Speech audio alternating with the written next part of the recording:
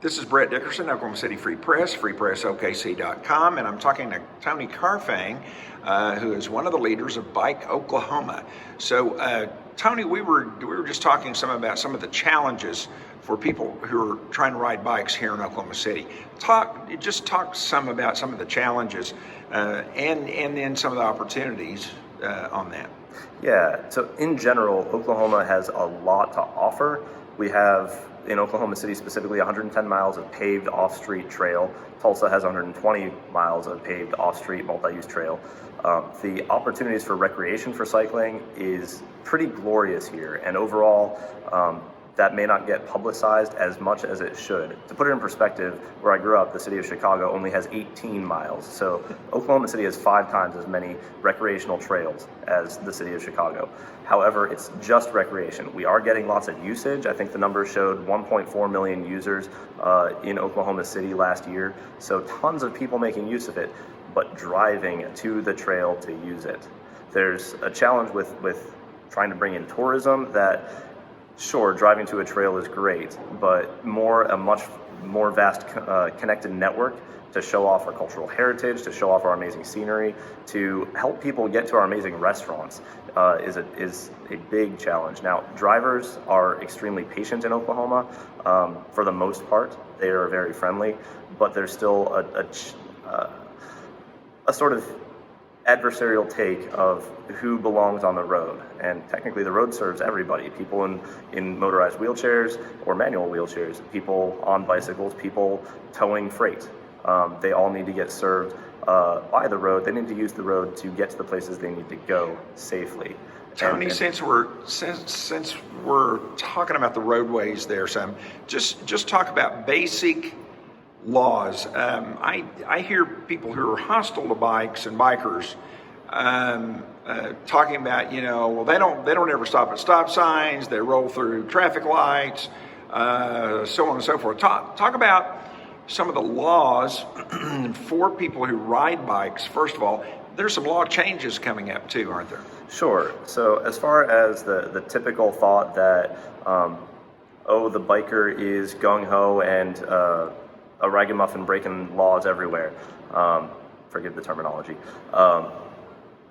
Studies have shown that when the streets serve the needs of the users in a safe way, the users are willing to follow the law accordingly.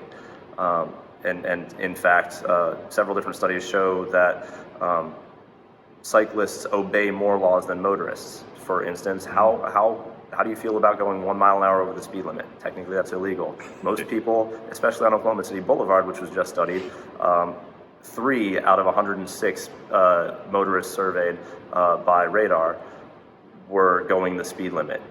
The average motorist was going 20 miles an hour over the speed limit. Wow. So who's breaking the law and why is a fundamental question. Yeah.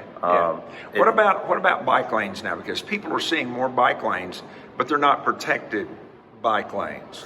Can people use those bike lanes as a turn lane, which I see people doing that all the time? I try not to myself. Is it legal for cars to use bike lanes as a turn lane? So that can be a bit of a challenge depending on the technical details of how the bike lane is implemented. So for the most part, in any engineering discipline, standards and practices, best practices, and infrastructure guidelines change over time. So what we have in downtown Oklahoma City is unprotected bike lanes, just narrow 3 feet that happen to be next to parked cars, where if somebody opens their car door without looking, the cyclist could get taken out, pushed into traffic, and run over by other cars. So there's actually a term that bikers use for that, it's called getting doored, right? Correct. Yeah. Correct. Okay. So as far as bike lanes being put in, it's great that road users have a distinction, a clear knowledge of where, or clear space allocation for where they're supposed to be. At intersections, you always have the biggest problems. The most accidents, the most crashes happen at intersections. Right. There are a couple of different ways where bike lanes can traverse an intersection depending on the infrastructure. If you're talking about downtown where it's 1 lane in each direction and there's a bike lane, some guidance typically is that the motorist should pull over into the bike lane before making the right turn, if it's safe to do so. and there's no cyclist already there. The key there is if there's a cyclist coming up while the motorist is trying to turn right, but there's a pedestrian in the sidewalk making him stop, the cyclist will know they need to go around the car on the left and not potentially be in a dangerous right hook situation of being on the right of the car trying to turn and sneaking up on the driver. Okay. So that's one approach. On wider lanes, on wider roads where there's a dedicated right turn lane, the engineers should be painting the bike lane such that as you approach the intersection, it becomes a dotted bike lane, the bike lane shifts to the left, and the right turn lane is to the right, and there's a clear mixing zone, or some of us like to determine a blending zone if you're not careful about it, to clearly distinguish where which road users should be. If that's not the case, and a motorist hasn't moved over into the bike lane to turn right, the motorist needs to be aware that they are turning across another lane of potential traffic and be aware of when to yield. It is the legal responsibility of the driver to yield to other road users. Right. You know, just you know, like going around all over Oklahoma City myself, even I feel some confusion about that. Am I seeing a biker coming up on the right over there or not? So the safe thing for drivers is to go ahead and check the lane, make sure there's nobody there, nobody coming up, and then go ahead and pull over into that lane so a biker coming up knows exactly what the driver's trying to do, right? Precisely. And the typical guidance, if you think about it, is you have two lanes of traffic. One just happens to be narrow and caters more to bicycle type vehicles. Okay. But you have two lanes of traffic, and if you're making a right turn, be in the right lane. So okay, it's not much great. That's great. Yeah. Talk some about some of the promises in Maps 4. Now, of course, Free Press ran a story that recently that according to the Supreme Court, what we're actually voting on is just a tax, but the City Council has passed a resolution of intent. They've made a promise. That's a political promise, so that's pretty strong. Politics at local level are pretty strong there. So I don't doubt that the City Council is going to want to do what they've promised to do with the maps. Talk some about the portion of Maps 4 that's going to directly affect bike riding in Oklahoma City. Sure. So like I mentioned earlier, there's already 110 miles of trails in Oklahoma City, and recreation is great.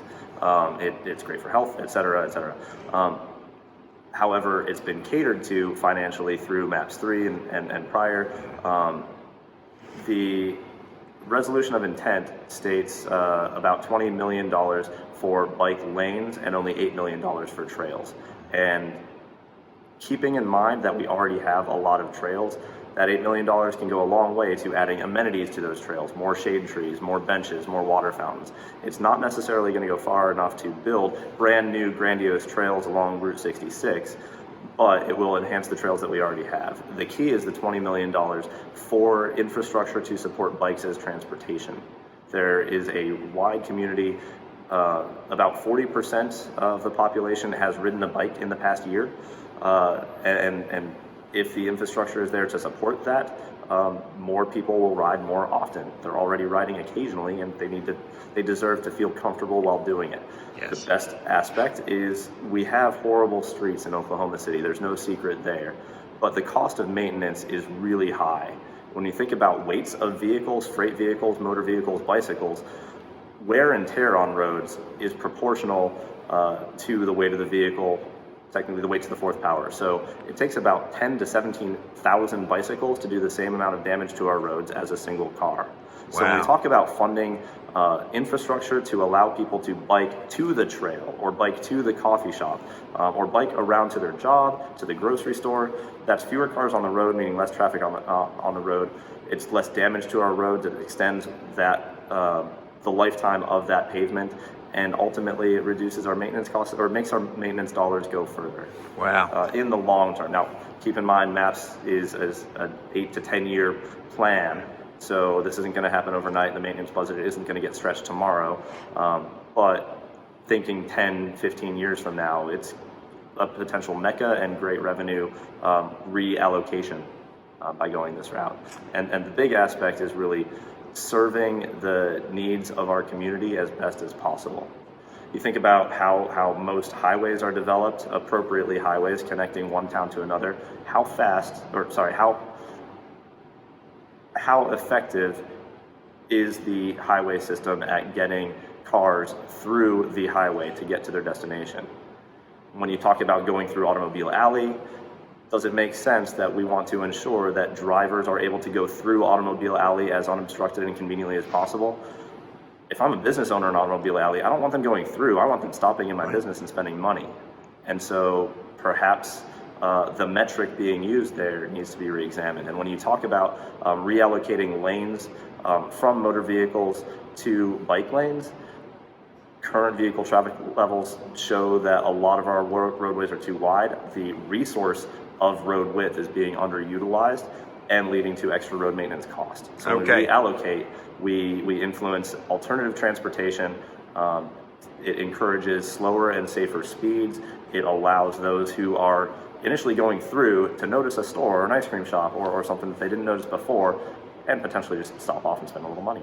Okay, Tony Carfang, Bike Oklahoma. Thank you very much for this interview. The energy at the Oklahoma Bike Summit is electric. I'm really glad that you're here and glad that you can follow along with us.